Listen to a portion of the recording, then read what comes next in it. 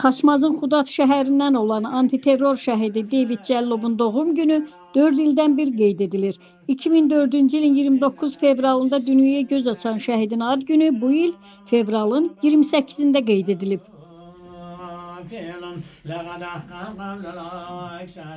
David Cəlilov 29 fevral 2004-cü ildə Xaçmaz rayonunun Xudaç şəhərində anadan olub. Xudaç şəhərindəki 3 nömrəli orta məktəbdə təhsil alıb. Orta təhsilini tamamladıktan sonra Azərbaycan Silahlı Qüvvələrinin sıralarına xidmətə çağırılıb.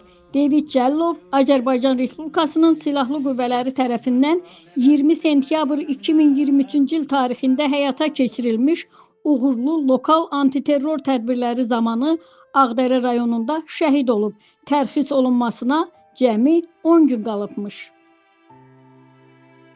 Doğmaları hələ də David Cəlilovun yoxluğuna inana bilmir.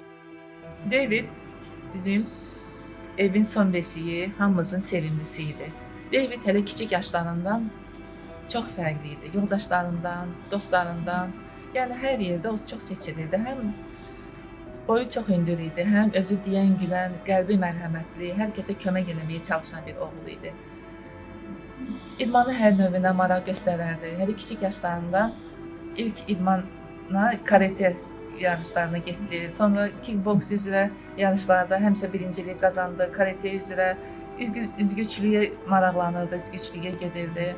Fortepianonun 7 il fortepianoda getdi, musiqi məktəbində oxudu. Özü həvəsi var idi atıcı silahlara. Həmişə hərbi dərsdə ən gözəl nişanı, hədəfi o vurardı. Özü də çox oynadığı oyunlar da hələ internetdə silah, döyüş oyunları idi. Həmişə də bir ana olaraq narahat olurdum. Deyirdim, David, sən bu döyüş oyunlarını az oyna. Mən axı çox narahatam.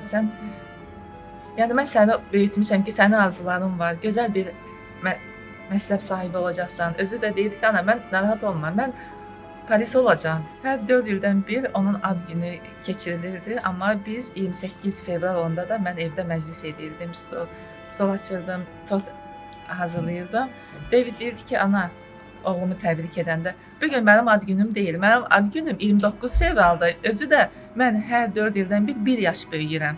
Bugün 1 yaşım varsa, 4 ildən sonra mənə, məsəl üçün, deyəcəksən ki, 2 yaş oldu. Amma yaşın üstündə yaş, yəni belə zarafatları da çox sevərdi. Sonuncu ad günü biz 18 yaşında qeyd elədik. Sonra hərbi xidmətə yollandı, hər bir gənc kimi vətənə borcunu ödəməyə getdi. Komanda kəşfiyyat bölüyündə tuşlayıcı vəzifəsində xidmət edildi. 2 ay snayper kurslarını daha çox təkmilləşdi. Yəni, ən gözəl atıcı idi o bölükdə. Fəxr edirəm ki, mən belə bir igid oğulun, qəhrəman oğulun anasıyam. Düzdür, oğul itkisi çox ağırdır. Bir ana üçün belə ağrını, acını çəkmək çox ağır da olsa, bu ağrı, acı illər keçsə, nə azalmır, nə də ki, zaman o yaranı sağaltmır. Amma mən qürur duyuram bütün şəhid anaları kimi, bizim oğullarımız bugün cismən yanımızda olmasa da, ruhən onlar bizim yanımızdadır. Və onlar vətəni seçdilər. Qardaşımı son dəfə 28 may 2023-cü tarixində görmüşəm və ən acısı da odur ki, qardaşımın yoxluğuna hələ də inana bilmirik və hər an düşünürük ki, hər an qapı açılacaq və daxil olacaq, bizi qucaqlayacaq, öpəcək, zarafatlarla bizi güldürəcək. Mən təkcə qardaşımı deyil, eyni zamanda sirdaşımı, uşaqlığımı, xatirələrimi və ən əsası da arxa dayağımı itirmişəm. Düzdür, David şəhid olandan sonra bir çox adam, mən də sənin qardaşınam, hər zaman yanınızdayam, nə lazım olsa bizə də müraciət edə bilərsən və s. deyənlər çox olur. Düzdür, həmin insanlara təşəkkürümü bildirirəm, amma heç kim mənə qardaşım kimi arxa dayaq heç vaxt olmayıb, o təkdir. Həmişə də qardaşım yaşayacaq. Şəhid David Cəlilovun doğum günü məzarı başında davam etdirilib. Anım mərasimində şəhid ailələri, qazilər, yerli icra hakimiyyətinin nümayəndələri iştirak ediblər. Xaçmaz rayonunda Qarabağ antiterror əməliyyatlarında 12 şəhid oldu. 12 şəhid. Onların əksəriyyəti hərbi xidmətdə olanlar idi.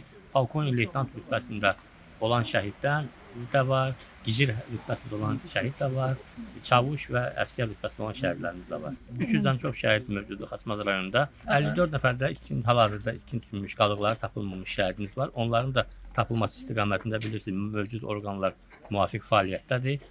Aytəkin Alxaslı, İntiqam İbrahimov, Bizim Media, Şimal Bürosu.